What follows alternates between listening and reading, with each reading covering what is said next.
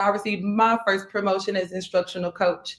Miss Chris, I could totally relate to you. And that's when I knew that I wanted to be a part of the turnaround. And I knew that we could use numbers to prove how brilliant disadvantaged kids were. Also, I am a mother as well. I always tell every last family that I serve, I am a mother before I'm an educator. I intentionally create systems and try to cultivate schools as much as possible that look like the schools that I would want my son to attend and the school that I needed growing up so that I could have finished at Howard University. So I am extremely happy to be here. Thank you so much, Mr. Greenlee, and I look forward to this discussion tonight. Absolutely. Thank you so much for sharing that. And while we do another, we have an encore panelist she's back like she never left. We have Tiara Sutton. Can you share a little bit about what you do? I think the work you do is important. I love the people to hear about it. So yeah, share with the group. Hi, my name is Tiara Jordan Sutton. I am back tonight, but in a different role. I came back tonight to support the students. Part of the work that we do at Activate is we run student cohorts doing the same work that we do with parents. Charlie on this call was a part of our inaugural first cohort. So he got to spend an entire summer with me learning about the history of public education in the nation, but more importantly in St. Louis. What has all gone along the road to get here, and also just students have such important perspectives to add to this conversation and solutions. So Charlie and a cohort of other 12 students spent a summer with me slicing out specific issues in education, creating campaigns and meeting with elected officials, both locally and at the state level, to push for change. And so Lyric was really close to us during that work. So I'm just super happy that they have an opportunity on this platform tonight to share their experiences, because we need them at the tables and in the rooms where we are making decisions for them. And so any place where I can bring them into the fold and have them be a part of the conversation, I'm excited. So I love the work that we do, but tonight my role here is just to support them, and super excited for them to have this opportunity. And thank you so much for the work that you do. Appreciate having you and what you do for our families. Okay, so without further ado, real quick, couple things as we're going into the night. Again, if you did not get a chance to hear, you can follow us on Instagram at Impact STL Arts. And we do have a Google form, and we're giving away a free Studio Beats earbuds that I think somebody's going to like, either your cousin or your niece or your nephew, or maybe you want them. So fill out that Google form for your chance to win some free beats. Okay, so we have some esteemed students also here, and I would love to have them have an opportunity to speak and share a little bit about who they are, and then we're going to ask them some questions. And so what I do want to say is, those of you who are engaged online, is I never take it lightly when students have the courage to speak in front of some grown folks. They come out and they're speaking their heart and they're talking. So virtual claps to our student panelists who are coming in and speaking. That is huge, and that's a big deal. I don't take that lightly, so I appreciate you guys. Let's start with Mr. Evans. Can you introduce yourself and do a 1-minute intro for you? Sure. My name is Charlie Evans. I'm a former student from St. Louis High School. Currently, I'm doing social media, and also I drive for Metro. I'll be attending college in the fall of 2025 for education. Awesome. All right, college man. Love to hear it. Love to hear it. Ms. Hill, it's on you. I think you gotta come off mute. There you go. Hello. Is it working? Because it's really laggy for me. Yeah. Yeah, we can hear you. It's a little laggy, but we can hear you though. Okay. My name is Lyric Hill. I'm a 10th grader at Believe Academy, and I'm currently doing their dual enrollment program. I'm very interested in law. I want to become a lawyer when I get older. And yeah, I'm just really happy to speak. Awesome. Thank you so much. Appreciate you for joining and sharing. And so, yeah, as I share with those who are listening, we're going to ask you some questions. And so, yeah, I would say speak your heart and just speak really the best answer that you think you can provide. And so let's just dive right in. Are y'all ready? All right, here we go. Here's the first question. And this is a question for Lyric and a question for Charlie. how well did or is high school preparing you for your post-secondary goals? And there's no particular order. As soon as you guys kind of have an idea you want to speak to it, go ahead and start speaking.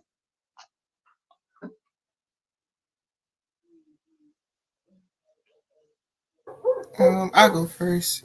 I said that my high school career, I feel like I wasn't prepared because the school wasn't focused on secondary education. It was more about the data that they was collecting, like the tests and stuff. It wasn't really about the students and how well we was doing, and it wasn't preparing us for life, like adulthood. Let me ask you this, a follow-up question to that, Charlie. When you say adulthood and life, could you speak a little bit more about what you mean by that? Like, what are some things that you feel, if like hindsight looking back now, like I would appreciate it if we were if we were able to engage in what? Finish the sentence. Like, what could you So I add to would that? say like how like, we having a conversation. Like if we are high school is going to be adults, we should be able to have a conversation where our voices are heard, and also like just like not holding our hands the whole time. I would say, because in a real world, you can't hold my hand. If I go to jail, I'm gonna get in trouble. So teach me how the real world would teach me. I would say. Okay, I think you just preached. I love what you shared. That's really good. Lyric, can you hear us? I think she may be having some tech issues. Um, Yeah, I can hear. It's just okay, really lag. okay, okay. Yeah. Did you hear the question still? Do you need me to repeat it, or you got it? Could you repeat the question, please? Yeah. So how well is you have believe STL? So how well is high school preparing you for your post secondary goals? Um, I wouldn't say that high school in itself is preparing for post-secondary goals. I feel like it's the experience that you get while in high school that prepares you, such as at Believe, we're doing the dual enrollment program, being able to actually sit in the college class. I feel like that in itself is preparing me because I understand how to navigate a college system. I understand how to write an essay, or the I'm just getting it right now. And so then when I go to a 4-year university, I'll be able to navigate everything a little bit better. Okay, that's good. And can you speak a little bit about your experiences about when you're at these colleges? Do you feel as if you are a student like the other college students, or how is that experience? Yes, I do feel like I'm a student like the other college kids that's in there. I feel like I learn a lot more than being in an AP class because you get different perspectives from people that's older than you, and I feel like I've learned a lot from my peers in itself at the college class. Mm, mm, that's good. Sounds like that experience of just being in the atmosphere of the college culture is and just being exposed to it is something. What I'm hearing you say that's been a help for you. That's good. All right, I'm gonna go to the next question. This is a kind of loaded question. And so the question is, in what areas did you get what you needed to feel confident and prepared, and where the ball dropped in some area? What would you have liked more experience with? And so this is an interesting question because Charlie, you graduated, and so you kind of talked about it a little bit as far as the experiences you wanted. If you could wave a magic wand, Charlie, what are some things that you would have loved to see, Magician Man? And then Lyric for you, you can speak to your current situation. So Charlie, you can start. I would say like the freshman year of high school. I feel like that's when the college team should be realizing like what do you like. That way, when senior year comes, they already have a mindset of what you want. And I would say that's what one thing I would say, and I focused on like the students' needs mostly, and not having like moments in the classroom where you actually learning. Because for some schools now, it's like a kid can just show up to class for entertainment. You're not even learning no more. And I feel like if not even the teachers, but the school focus more on like student input, then maybe it would change the school. So I would say that, and just teaching like life lessons in the classroom again. Like Miss Yeah, Holly, when she's my teacher, we have like classroom talks to get to help each other like with our day and stuff. So stuff like that. yeah. I think kind of like a synopsis of what I'm hearing you saying, Charlie, is you appreciate real world learning. You appreciate really knowing if I'm gonna go out in this world, what are some experience I'm gonna have and what would it look like? Yeah, I agree. yeah. Okay, it looked like we lost Lyric, and I'll wait for her to come back in. I'm gonna move to the next question, Charlie. You cool with that? Oh, I had one more thing. Go ahead. I said diversity class for students, like different choices, not just the basic choices, I would say, and more student input again. That'd be all. Student voice. He said that'll be all. Yeah, student voice. I like that. I think sometimes, especially you go into a school. I imagine sometimes you can go into a school and feel like everybody's just telling you what to do. You don't have no voice. It could be so militant almost, and you don't have any input. I remember when I was a principal, I used to always try to empower the student council to plan the dances, to plan the spirit week. Y'all plan it. Y'all let me know what you want to do, and then I can kind of improve from there. So I know that student voice is something that's important. Um, all right, I got one more question for you here, especially for time's sake. So my next question for you is, what do you want people in position of power to know about what it feels like to be a student in 2024? And what would you advise them to focus on when it comes to education? So if you can like sit down with a principal, maybe you can like create a policy. Let's say you a lawmaker, man, right?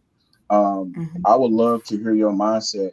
And when I say that, I'm really actually saying it because I think your voice is valuable, and I think you can probably give us a different perspective that maybe we're not even considering. So yeah, man, speak your heart. I would say in order to clean up a school, you got to start from the top to the bottom.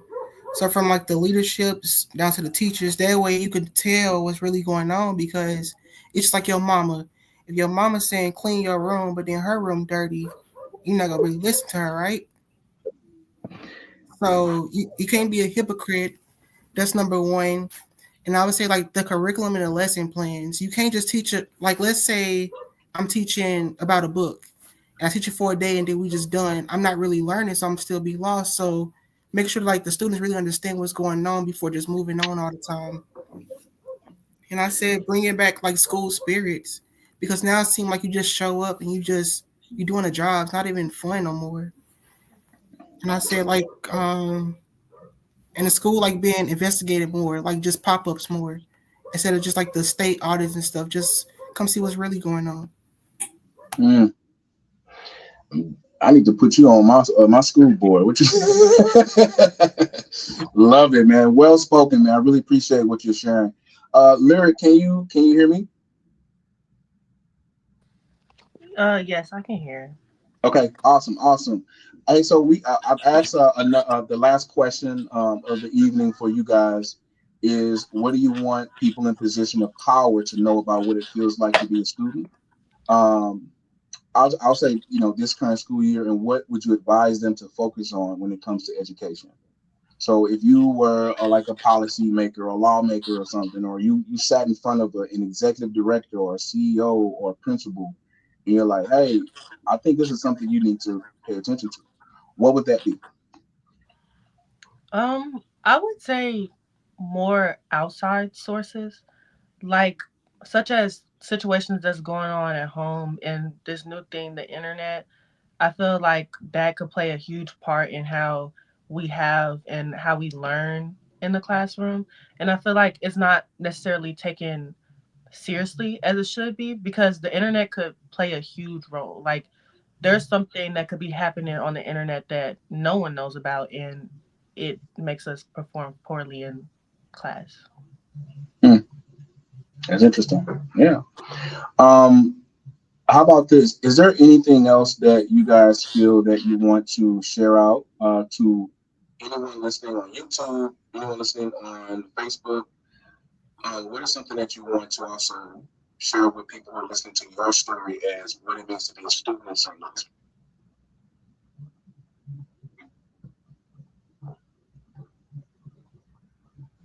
I can go. Oh, you go Um, first. oh, go ahead. Go ahead. Wait, no, you first. You a lady. Okay. I feel like, you know, acceleration. I feel like we should focus more on that. School should focus on, well, not focus, but like they should push acceleration more. Like if a student is shown to be ahead, I feel like they should really pay attention to that and push the child to their best potential instead of keeping them on the same level that they think they should be on. Love it. Charlie, you want to build on that? I would say, like my granny used to say, back in the day, school was this. School is not the same as it is now. And the second thing I would say is, like, a lot of times, like, schools put labels on kids, like, oh, he's special or he's this. Every kid should not have a label because we all different. And when you put a label on a kid, you make them feel left out. Man, hey, let me say this. I don't think I can express how appreciative I am of both of you, the courage and the insights that you offer. What I will tell you is, I don't know if you can tell or not, we are making faces as y'all talking and everything else. The things that you guys are sharing is so important, valuable to great value add to the discussion of St. Louis education. And so I'm going to be posting these videos so people can see it and really hear from real students, because I think it's important that they hear it from real students who are really learning and what their experiences are. So thank you guys so much for being a part of this event. And so I won't keep you too much longer. I know it's 7 o'clock. Charlie just got off work and I know he's hungry. And so I'm going to let you guys get to it. Thank you guys so much. Thank you very much. Everybody do a virtual wave, even though it's watching. Do a virtual wave to our student panelists. Appreciate y'all. Thank you. Thank you. All right. Sheesh, that was rich. That was rich. I appreciate them sharing. Before we dive right into it, do you guys have any insights, reflections? I'm gonna just open the floor, like the things that Charlie said, that Larry said. Shout out to them for being a part again. But any insights that y'all want to add? I will add, I think that they are really speaking truth to power when it comes to what we can learn from student voice. And it's such an untapped resource that we don't utilize enough to hear from the kiddos. How are they experiencing school? And not just the kids, but also their families. I feel like it's just something that we really need to lean into more, because we should be designing with them, because they are the customer. That is who we are serving and who we're trying to make sure that they get the best out of this experience. And we just don't do enough of that. So the kids, like I said, the kids are speaking truth to power. They get it. 100%. Anyone else? I think that Charlie gave us a clear message of maybe why kids don't follow adult lead. Like, we constantly tell them to do things that they don't see us doing, or we set expectations that they don't see us leading with. So then it almost propels them to go in the opposite direction. Because if it's not good enough for you, then why are you putting the pressure on me to do it? That's how I said about being a hypocrite. It was really like a check. Like, I've been guilty of being a hypocrite, right? Like, you teach your kids to do things that you don't always exhibit. You course correct them in things that you know aren't right. But in some ways, we need to be exempling that and not really talking about it. So that's what I took from his statement. And I would tell you, these kids now, I mean, it's like, there's pros and cons to the social media piece. And that's a whole another panelist discussion. What I will say is some of them are picking up on, like, understanding things a lot earlier. And so to really hear, their perspectives on speaking of, and I think that Charlie gave the analogy of his mom and at home, like, cleaning up. I mean, the way that he analogized that was like, yeah, bro, you're spot on with that one. So I love that. Is there anything else that anybody want to add before we move on to the next question? I would just say that one of the things that particularly resonated with me when Charlie was speaking was just the importance of being a real model and not a role model, and actually walking the walk. And so a lot of times we think that we are displaying essentially the right things for students because we're dressed up in business attire, or we speak a certain way, or we walk a certain way. But essentially, they want us to model servant leadership. And that's what I heard from Charlie. And I'm also thinking, I cannot wait So Charlie is ready to teach. He's coming with me. I heard that. And that's full circle too, because he was your former student, and just to hear him, you had voice and impact on who that man is today. I did. I had Charlie in 7th and 8th grade, and I'm thinking about what a great poet and writer he was, and his level of creativity. And so to hear him even come in with the analogies, I was like, there he goes. So just extremely proud of him. Yeah, 100%. All right. Well, thank y'all for those insights, man. I love to have. I definitely want to do another part to bring some more students in from some other schools. I think having their voice is invaluable. All right, so I'm gonna go ahead and segue into the first question. So this is the question that I believe is probably going to be a staple question for every Listen, Learn, and Innovate that we do, and it is this: what is your take on where education is currently in the city of St. Louis? And let me first also say that those of you who are listening online, Facebook, LinkedIn, and YouTube, feel free to get in the comments and engage. I really appreciate local Power Moves, bro. I went to high school with her. That's my girl, and shout out to our store Styles. Voices is in the building. We see you. So yeah, get into the chat and engage with us. Really appreciate it. All right. So the first question, I'll open this up to the floor. What is your current take on education in St. Louis? Everyone listening and online. Go. I can jump in first. We've made progress, but we have a long way to go. I am a person, I am truly dream. Data rules everything around me. And that's not just in my schools. It is not just in St. Louis, it's across the state. And now I'm diving more into national data. And when I look at data, there's clearly an equity gap, as when we look at state assessment results and we look at specific demographics of students, when we look at socioeconomic status and racial demographics, there's clearly a gap, as only 29%, when we look at socioeconomic, 29% of free reduced lunch students actually show proficiency when we look across the state for the 2023-2024 school year. And let's be real, a lot of those students are in those disadvantaged neighborhoods, look like me. And so I think that we've made progress, and I appreciate that we're celebrating the progress, but in my opinion, we have a long way to go. I would like for us to be one of the nationally recognized cities doing the work, closing the equity gap in education for all students. So we definitely have made progress, but we have a long way to go. Yeah, thank you for sharing that.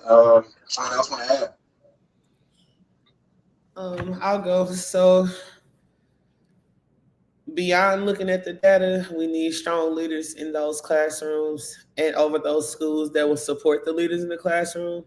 I think that's the reason why the progression of turning things around or improving student outcomes is moving so slowly. But also, I'll be honest to say that people are very inept here to hop on a lot of innovation, but they're missing the basics. So the reason why our kids are struggling right now is the basics, the basic phonics, the basic sound recognition, the basic phonemic awareness. Those are things that are being missed and skipped, and then we're throwing kids into innovative spaces that they can't really handle because we haven't produced the skills that are required to handle it. And then we go into like the blame game, the mother's not being the father, blah, blah, blah, the economics and all of that there. And when I really got to thinking about it, it's even beyond economics. So in Missouri, it's affecting kids beyond marginalized, right?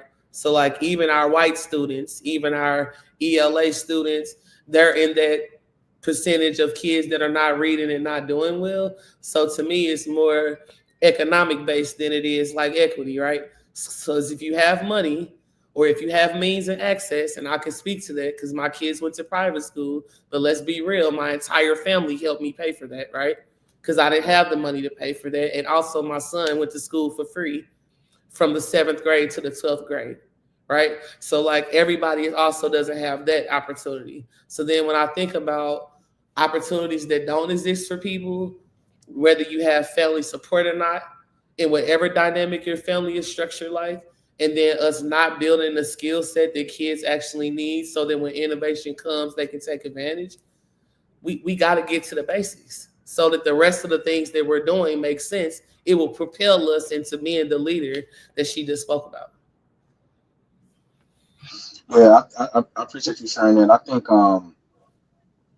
yeah, like the basic piece is huge. Like, what are the resources or what supports are you giving teachers on the basic level first before you throw them into these super innovative models? That's a good point. It almost makes you think that, you know, sometimes you can plan, but you can overplan and overthink and think too much. And let's go back to the basics. Let's have a proper classroom with good culture and relationships and using data the right way. The right way. So it's good. Anyone else want to add?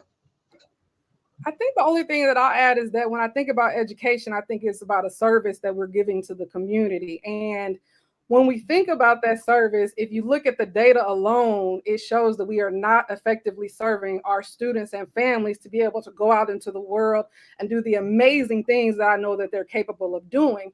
I think what we need to really lean into is that behind those data points are real little people and young people that have hopes and dreams for their lives. And that we really need to look at it beyond the data and how we are impacting kiddos' lives and move away from an adult-centered approach to make sure that we're centering students and families.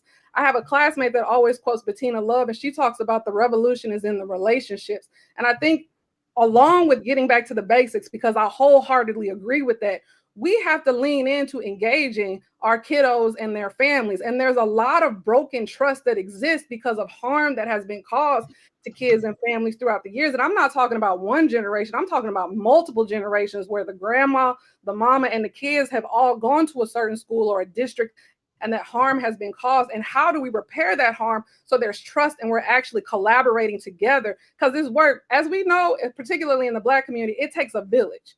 And until we can get trust back in that village and prioritize those relationships, it's going to be very difficult to move the needle and do some of the work that we need to lean in to do. Hey, could you speak a little bit more about that? When you say harm has been done to the families, can you speak more to that? Like, when you harm done as a school, you told me that my kid will or can, and you didn't deliver. Like, speak more to that. I think there's many different ways that families have experienced harm, right? So it's broken promises that when I came here, that when my child gave here, I had the promise of receiving a quality education that I did not. And like the young people that spoke tonight, the kids know that when they're going to college, I have many of my former students that have gotten there and they're like, Ms. Shelton, high school didn't prepare me to go into here. And why are all these white kids from more affluent areas? Why are they prepared? And now I'm trying to play catch up and get caught up with what happened. I think that we've seen with a lot of what's going on in St. Louis, there's been things with finances and other things where the community is starting to lose trust, a lack of transparency that has happened. I think it's all those factors that have happened. And again, like I said, it's not just one generation, it's multiple generations that have experienced some of this. And also, I would say, not in all school places, because we have some schools and districts that are doing phenomenal work, but there are some places where educators feel like we got the game and gone with it, and we are the only ones that have that funds of knowledge or experience, when really our parents and families, they are the kids' first teacher, and we're not leveraging and leaning into that. And we have to realize that as educators, we don't have it all figured out, and we cannot do this work without the families in our community all coming together to collaborate. I do want to add, I think there's also a missing gap of fear. So there's a misunderstanding or alignment with authority also. So when putting your students in institutions, it was taught to families that they should just trust the word and take the word of, and not really lean in and ask questions to hold people accountable to those broken promises they were given. I also think that over time, as we continue to say that parents and family members or whatever are the first teachers, we have to remember that some of those people, they were also failed through the system. So asking people who came out of the system before this generation ill-equipped, whose parents were also ill-equipped, to then do things yet again that we haven't prepared or equipped them to do, is also a part of their harm. At some point, which is why I spoke to it earlier, we have to build the skill and equip our community to be able to do the things that we're asking them to do. And before we start pointing fingers and misaligning whose responsibility it is, it's everybody's responsibility, right? So even when I think about our most struggling districts or our most struggling students, I'm also leaning in with the people whose kids are not struggling. What is it that you're doing and your student is doing that can help these students? What is the resource that they receive or extra support that you're not talking about? See, that's another thing.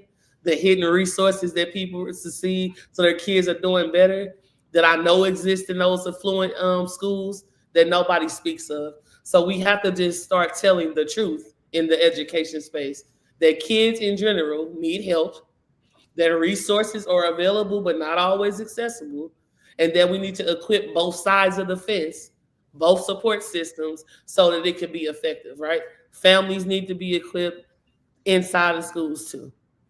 That's collaboration, right? That's to do that. And I think I said it earlier. This idea of collaboration in St. Louis seems to be like a foreign concept. It's like it's almost like everybody's coddling their resources. I'm not sharing it with you because if I share it with you for whatever reason, and I won't do this with this person for whatever reason, and meanwhile the kids are being impacted. Shout out to Mr. Doctor. He says many don't have the confidence or resources to push back or buck the system to properly advocate for their kids. That's a very good point, sir. Very good point. Crystal, you kind of answered this question already, but I'm going to pose it to the other two. There's this reoccurring question, right, in St. Louis education circles that how do we get here and how do we get unstuck? How do we push forward? What do we do next? I would love to hear from you, Jazz, and love to hear from you, Chris. You took the words right out of my mouth. A lot of times what resonated with me and what I was sitting here thinking is a lot of times when we get into school settings and we get into the academic settings, we talk about closing gaps for kids, but we don't talk about closing gaps for adults. And I'm not just talking about not just the adults, like the parents and the people in the community, but also closing gaps for our teachers. So I believe like somebody referenced like what do teachers need or what do people need when they get in front of kids? First of all, we need high quality instructional materials.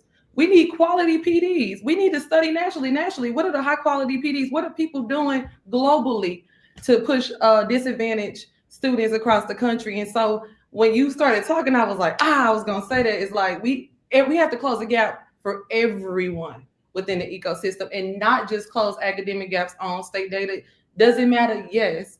But ultimately, how do we get there? We need to close the gap for everyone. Yeah, appreciate that. Chris, you got something on that? Yeah, I would say it's interesting because the question of how do we get here, I'm actually trying to learn more and research that because you have to really understand the historical context. Like I didn't know that SLPS at one point had a superintendent that had been like the CEO of Brooks Brothers or something. And I was like, well, how did that happen, right? And I think there's some storytelling and some institutional and historical knowledge that we have to understand to figure out how we exactly got here to ensure that we don't repeat that. And then one of the things that's so interesting about education is that we will follow the status quo, do the same thing that hasn't been working, and then act shocked when we're getting the same results. And it just makes no sense to me. So I think it goes back to like what some of my colleagues have said, like it's getting back to the basics and also at the same time, realizing how do we reimagine what this space can look like so that it's drawing our students in instead of pushing them out, especially the kiddos that look like us. And then I think we have to shift the way that we think about doing school. It's so many educators that think about this idea like, I'm only worried about the academic success. Well, if I don't worry about the whole child of my student and their family, do they have stable housing? Do they have food to eat? Or I remember one of my kiddos, he couldn't see. We had a whole free eyeglasses van that would come, but if you're not building these relationships and understanding what your kiddos and their families are going through, you will miss the mark. And then you wonder why the academic achievement isn't improving. Well, because that's all you're worried about. These are whole people and whole families that we have to make sure that we're serving. And then the other idea that I will say is that we often don't interrogate what's truly happening and get to the root cause. What we want to do is put a Band-Aid on the symptom. And if we could really get to the root cause, then we could solve what's happening. So I'll give you an example. There's a colleague in Texas in this place-based space that I'm now starting to engage in, and they couldn't figure out why their third grade reading scores were so low. So they throwing programs and all these different teaching strategy, instructional strategies, all these things. And what they realized was they had a mobility issue. So what was happening was throughout the middle of the school year, the families were moving. So instead of only focusing on the academics, what they did was they layered the academics with a housing strategy to create some stability so that the families weren't having to move. And guess what happened? The third grade reading scores went up. So I feel like we can't just approach what's happening in education from this like isolated lens. We have to look beyond it and think about what other strategies can we layer so that we're supporting kiddos and families. And then the last thing I'll say is that we have a really bad habit of trying to fix adaptive issues with technical solutions.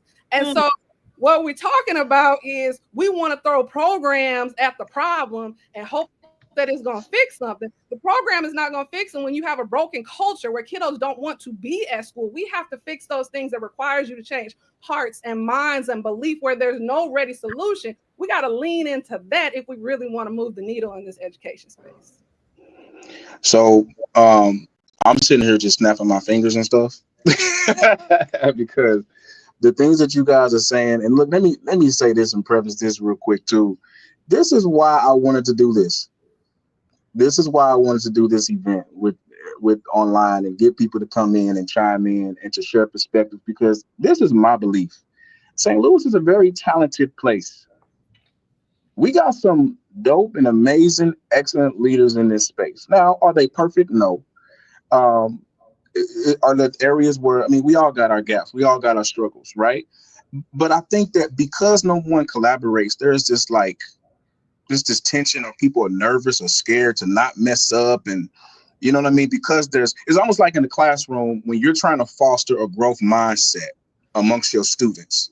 The first time a student will come out and say, that was a dumb answer, or you immediately redirect that because you don't want to build a culture where there can't be collaboration, or a culture where people can't build. And I feel like it's the same thing in the leadership space in St. Louis. We got the leaders. We have the students, but it's a mindset shift and a collaboration component that I feel like that we're missing. Chris Shelton, Crystal, and Jazz, you guys are bringing some great things to the fire. I really appreciate it. I'm going to pose the next question. I want to go here a little bit, and that is the biggest challenges that underserved communities are facing. I think this is a topic. I think the first thing that people go to is money, and I get that, but I really feel like there are some other components in addition to money that could be a help and support. But we'd love to hear from you guys. I love the idea of, I think one thing you shared, Chris, was people are throwing programs at it. They're trying to throw programs at a problem and thinking that the program is supposed to just fix the root and everything else. And I completely agree with you. It's not a program. You got to find the root and dig up and figure out what it is, because the fruit being produced is not a good fruit. But that's another story. So I pose this question to the group. What are the challenges? And how do we address them? All right, my first answer is wisdom. One of the things I've always thought about is, because there are a lot of resources and because there are a lot of programs, people don't know how to utilize them. So it's almost like the resource isn't a resource because you don't have the wisdom to activate and use it when you need it, or it continually puts you in a space of needing it, right? So like in the resource, have we taught you how not to need the resource? And I don't think we do that. So it's like a perpetual cycle of need versus like a person getting stabilized and getting beyond whatever their current circumstance. My second thought would be relationships, right? So my favorite phrase, I really believe in it, is hurt feelings get in the way of getting things done. We are a city full of people with hurt feelings. a lot of the reason why education is paused right now is because of adults who can't get along in rooms, who can't get beyond their hurt feelings and agendas to then do great things for children, right? And when we were thinking about what Charlie said earlier, that's also hypocrisy, right? Because on the other side of that, we teach our kids that they need to forgive. We teach kids that they need to look beyond whatever hurts you and find a way to mend and find a way to find unity, right? But we're not exhibiting that in the spaces where it makes sense. So also in our communities, right? So in our neighborhoods, are they still neighborhoods? Do we even know who we live next to, right? Like if somebody's talking to your children, are you accepting that they're looking out for your child, or are you automatically assuming that they don't mean your child harm, right? The mentality of people now is barrier, barrier, barrier, and maybe a year from now, you know what I'm saying? Like the love and care that used to exist where we were raising our kids together, where we were building villages that we felt like our kids were supported in, doesn't exist. So the idea exists, but the demonstration of the idea don't. So then it makes you not trust, even if you then get into an environment where these things are actively happening, you will reject it because it's not something you're used to, or you would create chaos in it because you don't have the wisdom to navigate.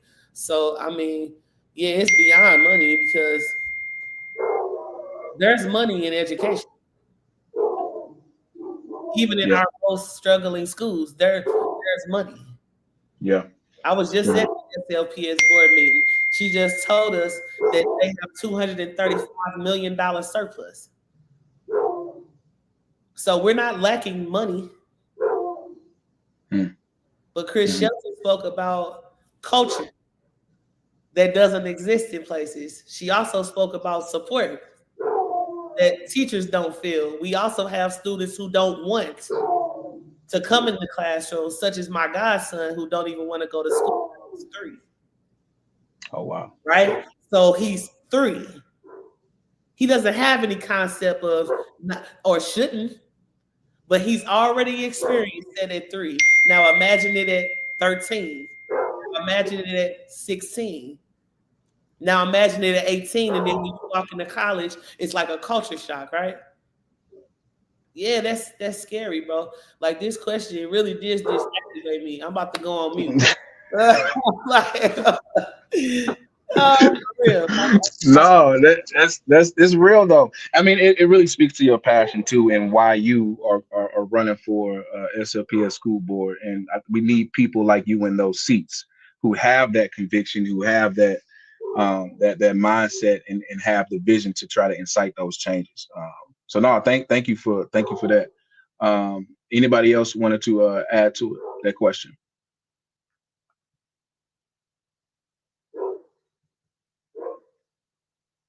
I'll jump on. So essentially, it's just 2 words that come to mind for me, and that's context and exposure.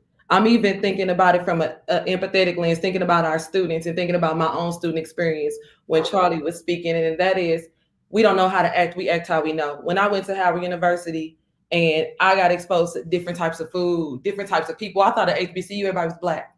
But then I got to an HBCU and there was so much diversity amongst all these people of color, from socioeconomic status to culture to ethnicity to all of the things. And I'm just thinking about, I made it out. And I'm thinking about how many people don't make it out, how many people don't go from disadvantaged to affluent or advantage because there is no exposure. They haven't been exposed to the outside world. And I'm thinking about our kids, and like even right now sitting in this seat, what opportunities am I creating within my school to ensure that our kids know it's a big world out there and it's at their feet?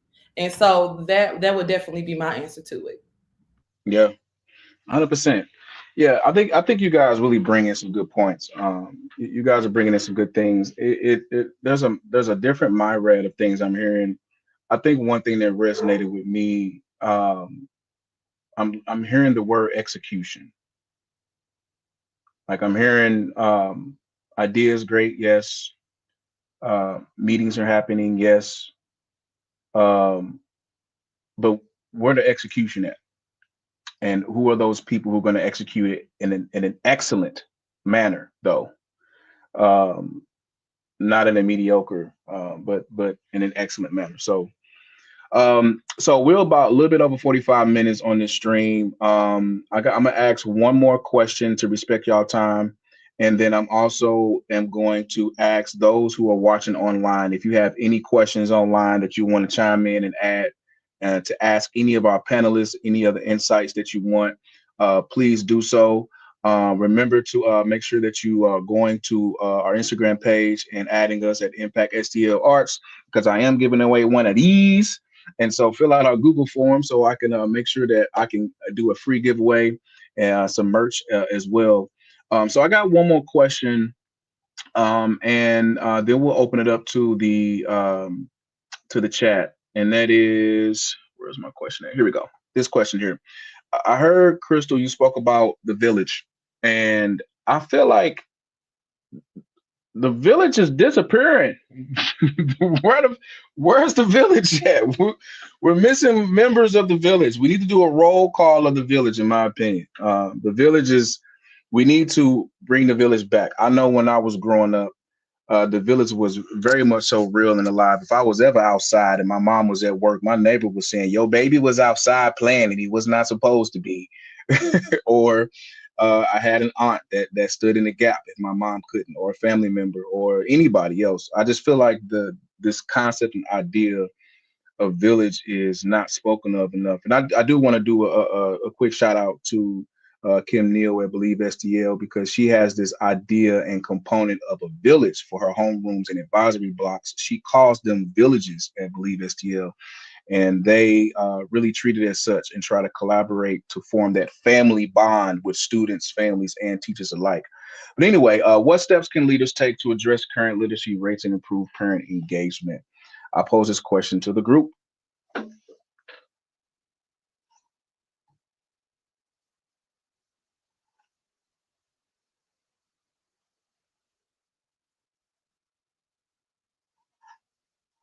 I can talk about what we're doing. As we've seen significant gains from some of the most disadvantaged zip codes within this ecosystem.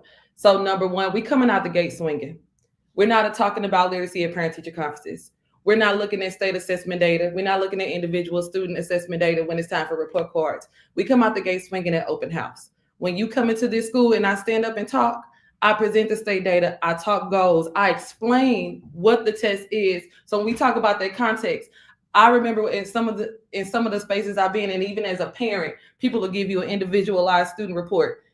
If I'm a person who essentially I have my own literacy gaps, I can't read that report. If I can't analyze the data, if I cannot analyze data and I don't know anything about academic data, I can't analyze their report. So we come out the gate swing and we break it all the way down for parents, and essentially highlight what we're going to do to close gaps for their kids, and we teach them the language.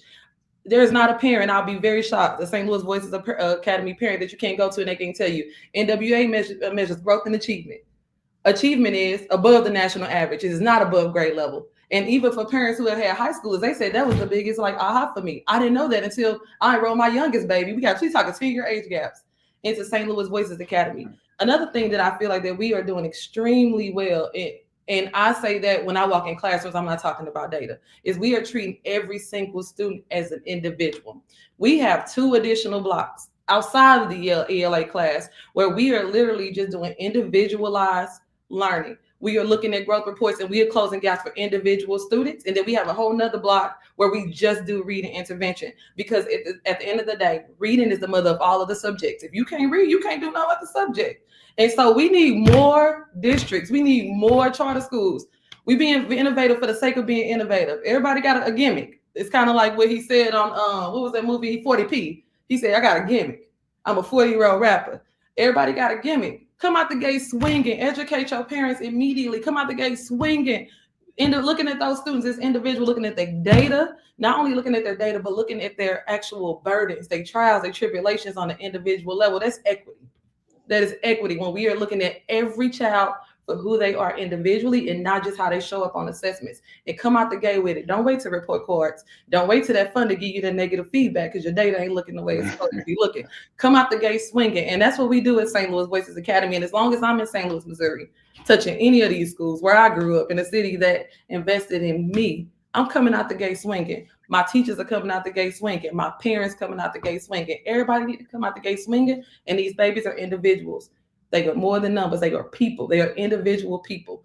And so for me, this is a hard question and a head question. And I feel like that's the gap. We're not looking at it both ways. We're not looking at students' hard gaps. We're not looking at that. We got to look at the whole thing and come out the gate swinging. Closing gaps across the board. So that would be my answer to that question. I love that a whole lot. I love what you said too, the idea of, I think sometimes educators make the mistake in just believing that parents already know how to read these reports, like, and then we just show it to them. Here you go. This is how your child is doing. They do. Yeah. And I love that. That's something that's intentional on your part, because it is a component of equity too, and making the student themselves feel seen and the parent feel seen to say, hey, we're supporting you to make sure you can support your student. Thank you for that. Any others want to build on that? I'm just going to tap into the family engagement piece of it, because it's an untapped resource that we don't utilize enough. And I want to say shout out to the amazing work that y'all are doing with your kiddos and families. That's awesome. I think that's great. A lot of educators, myself included, I'll be honest, until I got up here and started working with Professor Dr. Karen Mapp, I didn't truly know what family engagement was supposed to look like, because no one really teaches you. And she talks about that in our course. Like, most folks are not required to take that type of class. And so family engagement is not inviting the family to come to the bake sale and to raise money for the school. Family engagement is us. It's a strategy, right? And it's not a goal. So folks will be like, we're going to increase family engagement, but that's not the way this thing is supposed to be set up. Family engagement is a strategy that helps me improve literacy, that helps me improve chronic absenteeism. And what we have to do, though, is invite those families in. I think we've talked about this a couple other times, is that requires a certain level of trust. So have we laid the foundation for families to trust us and invited them in a way so that they want to come into that space? And then, so like what Jazz was talking about, once we bring them into that space, it's not just me telling you all the things that you need to do and that you're doing wrong. It's us working together to figure out, how do we support your child to be the absolute best that they can be? The individualized support that she's talking about is so powerful. That's what we do at the EdRedesign lab. And I would really encourage y'all to check it out. It's called success planning. And what we do is each kiddo has a navigator that works with them. And that navigator is their trusting adult that not only looks at, like, because we often have a deficit mentality. What we do is we look at the strengths and the things that kiddo is wonderful with, their hopes and goals, and if there are any academic gaps that we need to fill or support that we need to provide for the child. And then we're able to connect them with the resources that we have to provide those interventions and that additional support to make sure that every child is thriving. But we cannot do this work. Again, I keep reiterating, we can't do it without the families, and the revolution truly is in the relationships. So tapping into them as a strategy to help power all the other work that we're trying to do, including literacy. Love it. I love that. I love the idea you sharing about it's a strategy. Some people just use it as a checkbox. It's like, oh, I had dads and donuts. We had dads and donuts. So we did the cha-cha slide at the dads and donuts. We had a great family engagement. It went wonderful. Meanwhile, they don't know how to read the report card. Exactly. And you know what else that requires, though? And this is the hardest part that I think folks struggle with. You got to share power with families. You got to share that decision-making power. It can't just be the administrators at the top making all the decisions. And that's really hard for a lot of people to do. 100%. Let me say this too, because I don't want nobody to get the feelings hurt. Keep doing the dad and donuts. Keep doing it. It's great. We need our fathers in these schools. I wasn't throwing shade. I just want to throw that out there. It's a strategy. It's more than a checkbox, and then doing events. That's my point. Okay. Anything else? And I'm just gonna leave the one last question and ask the chat to engage if they have anything to post to the group. And that's this. All right, now what? Right? Yeah, I think I think Crystal may have something to add to that. But it's like we need to do this, and I think I used the word earlier, and that's execute. And I think we also been saying the word collaboration, and we also been saying the word student voice and family engagement. And so I'm hearing the words, right? They're coming out in this form, in this setting. But what would you guys say should be the call to action for those listening online? And or what is your specific, what's your heart call to action on? Maybe perhaps you want to share what you will own of your portion in the educational vineyard, if you will, of what you will contribute to St. Louis education. I'll answer both. What will I do? Continue to equip, connect, engage every single person that's willing to learn it. What will I do? I will continue to push for supports for students like free tutoring. I will continue to push for our educators being paid well. I will continue to get out in my community and still do door knocking and real organizing and mobilizing in the streets, because that's where the people are and that's how you reach them where they're at. What is the call to action? It's time to move. We already have 99 plans. We already got 92,000 strategies. We just need to pick one and do it, right? Like, we don't need not another planning meeting to plan for a meeting to plan for a meeting, right? That's the reason why people are like still at home, like, yeah, I don't know what to do. I'm so tired. My brain hurt because all this think tanking and no action. So here's what I'm going to tell you. Such as yesterday, it was a school board meeting for St. Louis Public Schools. They happen every second Tuesday of the month. Come to those. Bring students with you, right? We just talked about students need to be where the decisions happening. They be happening in there. Bring them in there. Have a public comment. That's a direct call to action. The next thing is, if you know somebody who needs a resource and you know how to connect them to it, don't just tell them about it and write it on a piece of paper. Put them in your car and take them there, right? Everybody don't know how to use the resource. We just talked about this. Is wisdom in that. So show them. And then the next time they ask, hold them accountable to, what did I teach you? What's step one? What did I teach you? What's step two? That's actually how the Bridge to Hope program works. We don't do anything for parents. We teach them how to do it for themselves. And then how to reach another parent and teach them how to do it for themselves. I'm not powerful. They are. You're not powerful because you're in our program. You're powerful because you built the skill that you learned in this program that you can use beyond the program, right? Students are not powerful because they went to school. It's when you can take the things you learned in school, connect it with critical thinking, problem solving, making good decisions. Is what makes you powerful, right? So the reason that we're fighting for literacy right now is because not having literacy, it innately stops you from being able to do those things, right? Or you do it in a way that causes you and the people in proximity to you harm. So then the next call to action to everybody, I'm calling everybody out, is to stop doing this. Pointing the finger. We don't have time for that in 25. It's put up or shut up in 25. Amen. Shut up in 25. That's definitely well spoken by our St. Louis Public Schools Board candidate. Love it. Oh, represent. Get out the vote on April the 8th. Because we vote on April 8th. Folks out their seat and get some folks in here that's going to actually do the stuff. Okay. That would be me. 100%. So call to action. Get out there and vote. Go to these board meetings. Go vote for Crystal Barnett for school board. Love it. Love it. Anyone else? I can jump in.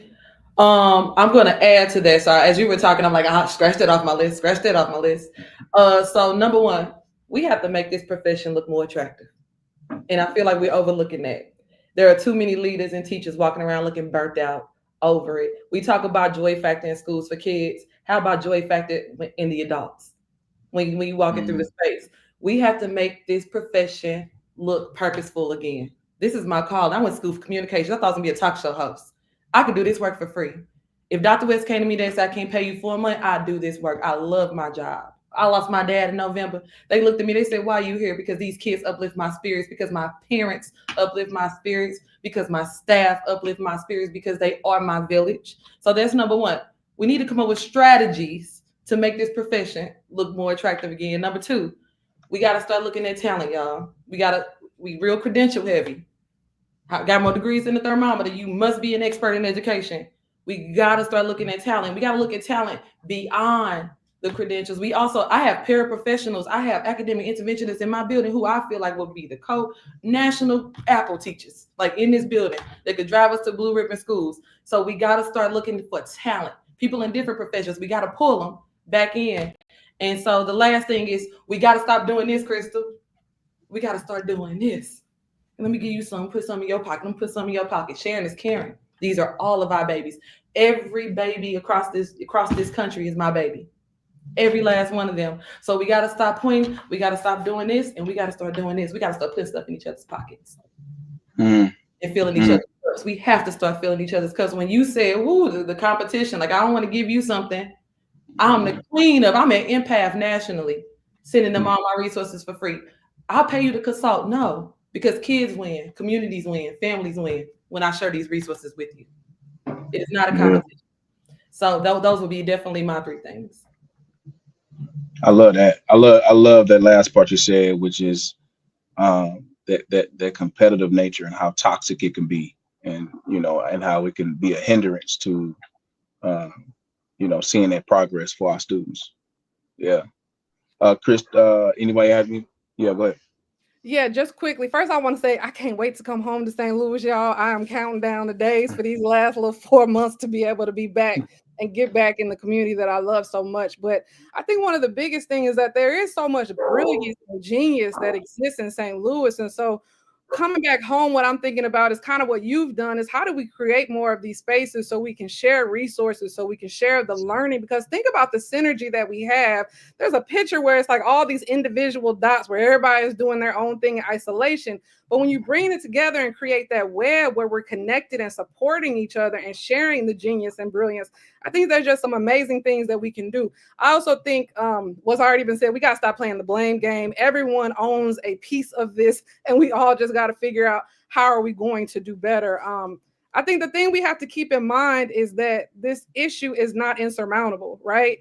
We can move the needle, but it's going to take all of us coming together. And so for me, as I think about coming home with whatever it is that I decide to do next, it's fully immersing myself in the community. And I think like we talked about, it's this idea of the power in organizing and the power in the people to explain what it is that they want, because they have knowledge. They are experts in their communities and their neighborhoods. And how do we elevate their voices so that we're not speaking for them, but helping to put them in positions where they can speak their piece, where they can share the knowledge that they have about their kiddos, their neighborhoods, and what works best, because we got to stop speaking for people. We got to design with and not for. And that's the space I want to move into as I'm planning to get back to STL. Yeah, 100%. Look, I want to add this and share this. Listening to each of you speak tonight, this evening has been, I've learned from all of you. Just by listening to you, I've learned and have gained an insight of all of your hearts for education. All of you are the people who, what I would like to say is, it's not about the money. It's a calling, it's a purpose, it's a conviction that all of you have. And I will tell you that definitely was on display this evening. And my hope is that all of you who are listening online was able to see that, hear that, feel that, and be inspired, motivated intrinsically to go do something about own something about adding to the value of St. Louis education. And that is if you are a parent, that is if you are a leader, that is if you are a teacher, a doctor, whatever office you hold and whatever position you have in the community. Guess what? You have a part and a say in this village that we're trying to bring back to life, right? In adding and helping St. Louis education, because again, I can't say it enough. We have some amazing people in St. Louis with some amazing talents and capabilities. But guess what? We got to get to work. And the urgency could not be more important now. I think I'll share this. I was in a Zoom call a couple of days ago, and we were talking about the MAP scores from last year, and they were talking about how, you know, St. Louis actually we're still going on the down slope here as far as our response to post-COVID learning. And when you talk about all the billions of dollars that went into the education space, and St. Louis still being one of those cities that have not been able to climb up out the hole, that's a problem. We can't just keep blaming stuff on COVID forever. And so eventually we got to get to the point to where it's like, okay, and I love what Ian Buchanan said during our last session, is we got to start pouring in instead of always going out to blame people. We got to start examining self. What do I need to do? Collaborating, and things of that nature. So thank you guys so much. I think I did good on time. I think we have, yeah, I think we're good. I think we're good on time. Thank you guys so much. Real quick, can you guys share like your websites, or if you want listeners to follow you, or your Instagrams or anything, feel free to share that real quick. Crystal, you? You can go to stlbridgetohope.org to follow my organization. You can follow Crystal Martin on Facebook, Instagram, and Twitter. You will also see the information around me running for school board. You can find information about the pillars that we're standing on, and I'm also running on the slate. So Dr. Zach Davis is also on the slate with me. You can learn more about him as well. Also, if you want to talk to me, I'm very easily reachable. You can inbox me. I'll meet you. We can talk about whatever you want to. And if you have questions, especially around my campaign, I'll answer any question that you have. So, and Mr. Gurnley, thanks for having me here. I really do appreciate it. No problem. Thanks for having you. Definitely some great things you shared tonight. Crystal, do you have, I see EdRedesign Lab. Is there a website that they can follow that? Yeah, if they just Google EdRedesign Lab, it'll come up. It'll talk about the success planning. That's who I'm with right now for my residency. You can find me as Christan Shelton on LinkedIn. I don't have a very strong social media presence right now. We're going to get that up once I get out of this doctoral program. Right now, I feel like I'm fighting for my life just to make it through. But once I get through, then we're going to get that social media going. But yeah, Christan Shelton on LinkedIn. And if you email me, cshelton@gsc.harvard.edu. I'd be more than happy and would love to chat with folks, especially as I'm trying to figure out what I'm doing next as I'm coming back home. Love it. You can't wait to come back home. We gotta do a welcome when you come back. We gotta. All right, Jazz, where can they follow you? You guys can follow me on LinkedIn, Jasmine E. Holly, just as it's spelled on the screen. Want to encourage you all to follow us, St. Louis Voices Academy of Media Arts, at www.stlouisvoicesacademy.org. I want you all to feel free to message me. I want you all to come see the magic. I want you all to come see that we're working. Please feel free to DM me. We can exchange information. I would love to give people a tour. If there is anyone that needs thought partnership, anything, I'm ready to collaborate and I'm ready to work. I would be remiss if I didn't say, Crystal and Chris, I am honored to be on this call with such powerhouse women. Mr. Greenlee, you definitely were intentional with this one. You got all the firecrackers all together, all the revolutionaries in one. Yeah. And let me say this too. All Black women, you know, and with a strong voice. And so I love to see it. Super love to see it. The last thing I'll share with everyone listening, you can also follow Impact STL Arts. Don't forget to fill out that Google form. Follow us. We'll be doing the next Listen, Learn, and Innovate in about a month now, where we're looking to listen with one another, learn from one another, innovate, collaborate, and have discussions meaningful as we have this evening. All right. I am going to sign out. Thank you all for tuning in. And you guys have a good rest of the night. Y'all wave at the people. Wave at the people. Wave at the people.